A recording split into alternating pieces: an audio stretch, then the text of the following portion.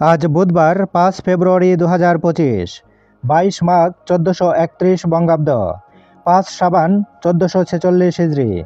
জানিয়ে দিব আজকের দৈনিক যুগান্তর পত্রিকার শিরোনামগুলো।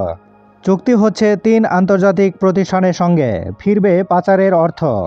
উদ্ধারকৃত অর্থের বিপরীতে দেয়া হবে 10 ভাগ কমিশন।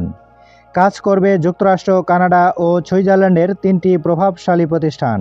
ট্রাম্পের বাণিজ্য যুদ্ধের প্রভাব, মূল্যস্ফীতিতে আরও আঘাতের শঙ্কা।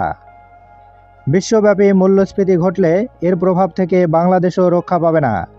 স্বল্পমেয়াদে সুবিধা এলেও দীর্ঘমেয়াদে ক্ষতির শঙ্কা। কানাডা ও মেক্সিকোর উপর শুল্ক আরোপের ঘোষণা স্থগিত। প্রধান উপদেষ্টার সঙ্গে কমিশন প্রধানদের বৈঠক। সংস্কার কমিশনের পূর্ণাঙ্গ রিপোর্ট 8 ফেব্রুয়ারি। হাসিনার বিরুদ্ধে রেড নোটিশ জারির আবেদন, ইন্টারপোলের সঙ্গে চলছে তথ্য আদান প্রদান। জনপ্রশাসন সংস্কার কমিশনের প্রতিবেদন জমা আজ। একক কর্তৃত্ব হারাচ্ছে প্রশাসন ক্যাডার। নির্বাচন ব্যবস্থা সংস্কার কমিশনের খসড়া আইন। বিশেষায়িত কমিটি গঠনে কমবে ইসির ক্ষমতা। প্রতিদিন দৈনিক পত্রিকাগুলোর শিরোনাম জানতে লাইক, কমেন্ট এবং সাবস্ক্রাইব করুন।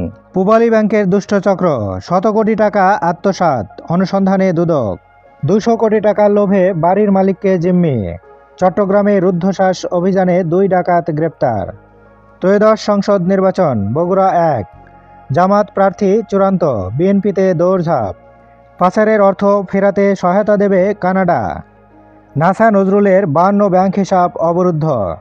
সিআইআরে দুদক, 35 কোটি টাকার এফডিআরের সন্ধান।